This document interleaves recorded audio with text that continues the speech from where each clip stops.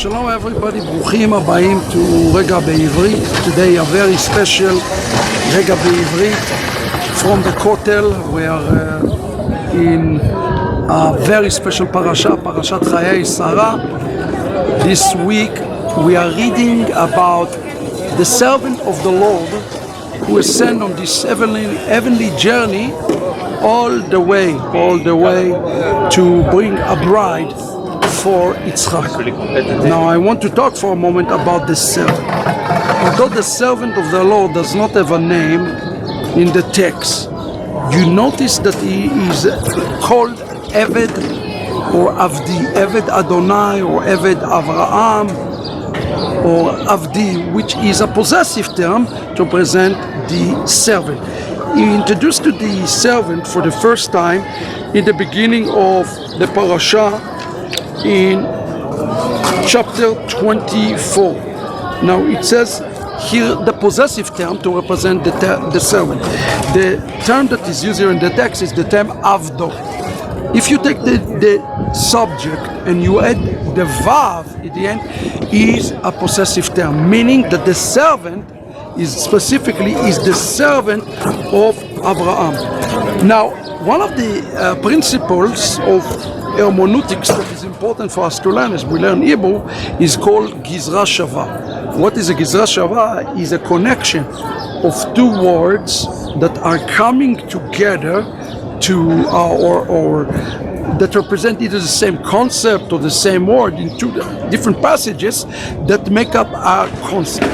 For example, here the text speak about the Eved, and when we look at the understanding of the text on the literal, which called the pshat, or the remez, which is the clue, linguistic clue, or the midrash or drash, this homiletic, or even the sod, which is the secret, we have to look at these the Hebrew words in that context, okay?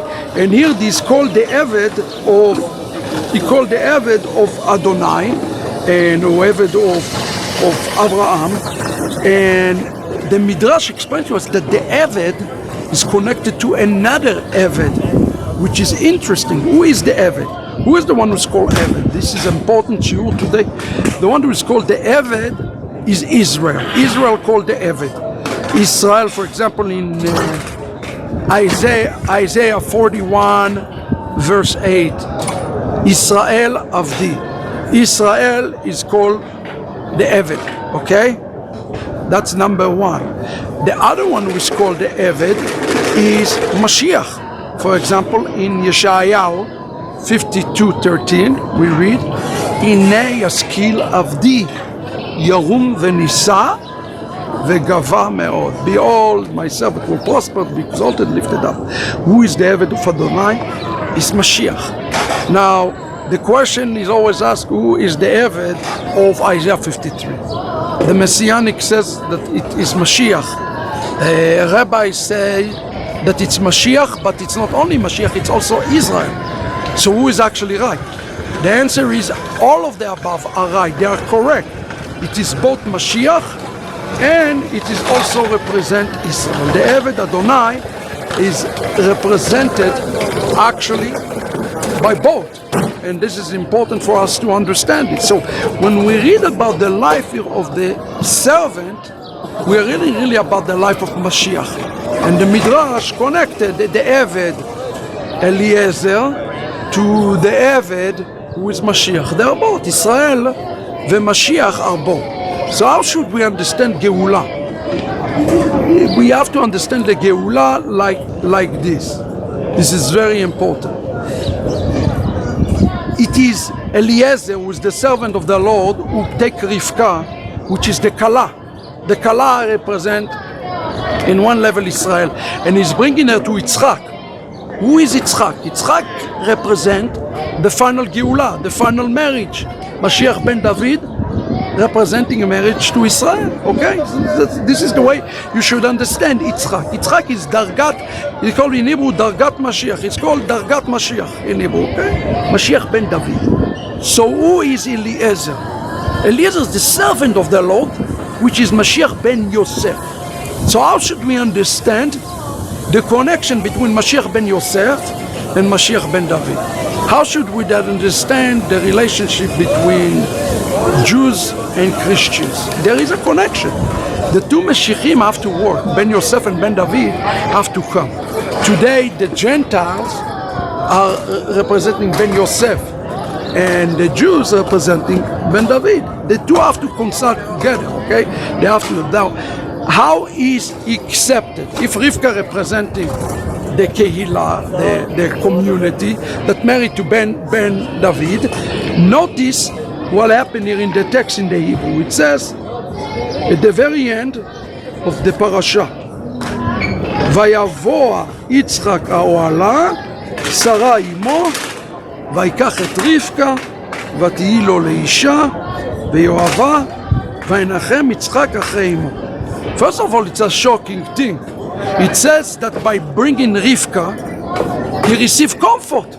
He received comfort from Rivka. The idea is that Mashiach received comfort from us. It's a shocking concept that we all have to think about it. It says, Rachel, she's weeping, he's lamenting upon us today. So he's lamenting. Mashiach is lamenting until there is a wedding. Everybody understand it. Then number two, everybody have to understand in the text what's happening here. Ben Yosef, who is really in the story here, represent Eliezer, bring, we're missing this verse, look where it says, ויספר העבד ליצחק, and the servant, Ben Yosef, tell the story to Ben David. In essence, Ben Yosef is the one who testify for about each and every one of us to Ben David. What is the connection between Ben Yosef and Ben David? Are one. They are one entity. Eliezer is the same entity with Yitzchak. They are one family. Okay? But he is the one who testify for him. This is exactly what he says in the Brit HaChadasha, that he is the one who testify for us. This word in Hebrew, Vayesaper, is an important word. He is the one who testify. He testify about the bride to him. And then the bride is being tested. He take her to the tent to see if she can bring light to the tent, because Sara died. You follow what is happening in the story here? He testify about us for Ben David, but Ben David going to be the one tested us. Everybody going to be judged before Ben David, and the only testimony that's going to matter in the last days is the one of Mashiach ben Yosef. This is the lesson for us today. Make sure that you have the good testimony with Ben Yosef, so that Ben David will take us to be his bride.